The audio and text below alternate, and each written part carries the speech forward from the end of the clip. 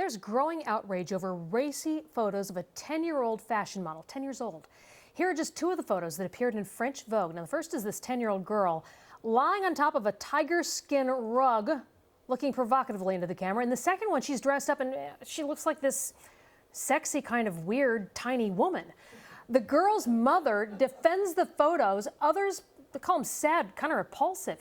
Here to discuss them, Nicole Clark, a former international model for Elite and director of the documentary called Cover Girl Culture, and Jenna Sowers, a former model and contributor for Jezebel.com. Thanks both for joining us. So, you're welcome. Nicole, what do you think of these pictures? I think they're extremely inappropriate and a sign of the times and how far away we've gone from what's real, and acknowledging the fact that this is a child. She's a little girl, and it's not appropriate. It's pedophile imagery for pedophiles. Jenna, do you agree? I have reservations about some of the girl's work. She certainly seems to work rather a lot for a girl of 10. The French Vogue spread in particular isn't necessarily, those aren't the most troubling photos of her that I've seen. There are some other ones that are a little bit less cartoonish, but at the same time extremely sexualized, that I find much more disturbing, to be honest. Nicole, you mentioned she's this little girl. We have all sorts of regulations about child labor laws, things like that. Do kids need to be protected? And I look at this, and I'm not a person for a government coming in and saying, do this. You don't want to wear a helmet and you're on your motorcycle. You're stupid, but so be it. You don't want to wear a seatbelt. Again, stupid. Go ahead. But this is a little kid. People, as you said, are making this choice for her, adults. And if they don't have the common sense, should someone else be able to step in and say, nah, this is going over the line? Ideally, yes, that would be the way to go. But obviously, we can't hold the hands of the people in the media. And Jenna's brought up a great point, is that we've become desensitized so much now that we're comparing which image is less intense and which one is less inappropriate. Yeah. It's a picture of a child, and we can't desensitize ourselves and become numb to the fact that she is looking sexy. And you have to ask yourself, do you enjoy looking at the pictures of this girl in your heart? Do you enjoy looking at them? And it's not just, we're not just prudes sitting here going, ooh, that's disturbing. One of the guys here, not even a dad, says, I'm looking at that and it's uncomfortable to look at. It is, because it just feels perverted, doesn't it? Yeah, well, yes. I think that people, no, we're not reading into these photos. These are photos that were chosen by professionals who do this for a living. But I don't get that. Okay, put up, Jenna. It's not by accident that they ended up in French But Vogue. what do? Put up just one of those photos. Because tell me, if I'm looking at, I assume that this is to sell clothing. If I'm looking at that, I'm not going, I want to look like a little bitty girl in that, weird dress. I'm not buying that dress. So, or this one, I look at that, there's no way I'm going to buy that dress by looking at that little girl in it. So what are they gaining from this other than exploiting a child? I think it's shock and awe. I think that, personally, as I said before, I am disturbed by some of the images of Teenland, but that particular spread, I think that it may be getting at, it may be trying to explore the relationship the fashion industry has with extremely young girls, which by its very nature is extremely problematic. I think that they're trying, and you could argue that this is an inappropriate venue to air such a criticism, because French Vogue traffics in these exact same kinds of images with even slightly older models. I'm talking 13, 14-year-olds.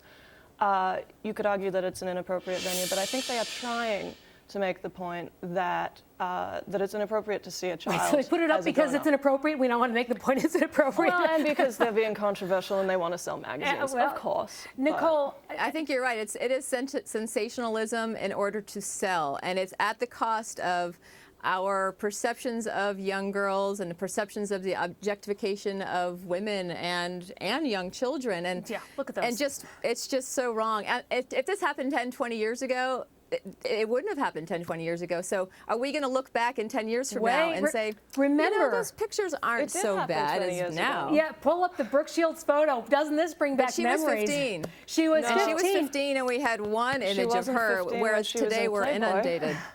There it is. That was the photo that really, I think, sort of changed it all. That came out. Now we look at it and we go, Wow, she's got a lot of clothing on. This probably isn't something that's going away, but it definitely is. It's got a high yick factor. Okay, stay right there. We will have more on this after a very quick break.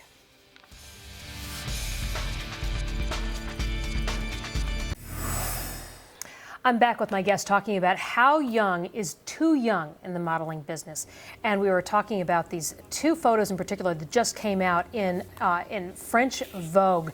And Nicole, I want to ask you, when did you start modeling? How old were you? I was 18, turning 19 when I began, and things like this didn't happen at all. Wasn't surrounded. I was with the elite around the globe.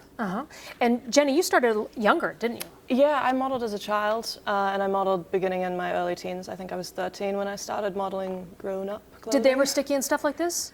No. Would your parents have let you if they had tried to? That's a good question. I don't think so. There were times when I was a teenager that I ended up modeling some things which were certainly nothing like those photos, but a few sheer blouses were involved and things like that, which at the time I felt like I was comfortable with. But looking back on it, I don't think it's a good idea to ask I mean, I was 15 at the time. I don't think it was appropriate for those professionals to ask me to make that choice. Yeah, Nicole, you did a documentary on this. Does this seem to be more of, as you said, like a kid isn't looking at things sometimes from the adult perspective, but adults are. Did you ever run into parents who were sort of pushing their daughters because they were living perhaps vicariously through them? Oh yeah, go ahead, do this. Or really pushing when they didn't want to do something or didn't feel comfortable? No, when I was doing Cover Girl Culture, my documentary, I interviewed a lot of children, and I actually hadn't considered using the sexualization issue in my film until I interviewed children, and I heard this dialogue of sexiness and pretty and wanting the sexual attention. Children don't comprehend; they don't have the cognitive facilities to understand what that means, not even until they're in their teens. And I didn't run into parents who wanted their children to do this. I ran into parents who asked for help. What do we do? Like, what sort of resources are out there to help us combat this barrage of this mind erosion that is going on with our children? And all I can tell them is that media literacy, reach out. There's resources like the Girl Scouts, there's Spark Summit, Parents Television Council. There's a lot of resources to help with this. I just say, stop buying this stuff. I'm not sure if that does it, but we're looking at that one thing. It looks like there's an orgy going on. I feel uncomfortable. Yes. I feel uncomfortable looking at him. I can't imagine looking at having my daughter. I've got an older daughter and a younger daughter. I can't imagine them looking at this stuff. Jenna, doesn't it kind of tell you this is what you're supposed to look like? Oh, I think it sends a terrible message. I mean, you hit on a really good point just before. My problem is that this little girl at the age of 10, well 9 when the French Vogue spread was shot, isn't capable of understanding the ramifications of how she's being presented. She doesn't understand that when a professional hairdresser musses your hair in a certain way, and when a photographer tells you, okay, look over your shoulder, okay, drop your chin, okay, open your mouth just a little, okay, perfect. She doesn't understand that to those adults. You're sounding really creepy right now. And that's what she doesn't understand that's what that little girl's going through. Right. She doesn't understand that she's surrounded by professionals who do this for a living, who are presenting her on purpose in a sexy way. And that sends the message that your sexuality is not something as a woman that you control. It's a set of choices made for you by adults. Nicole, thank you very much.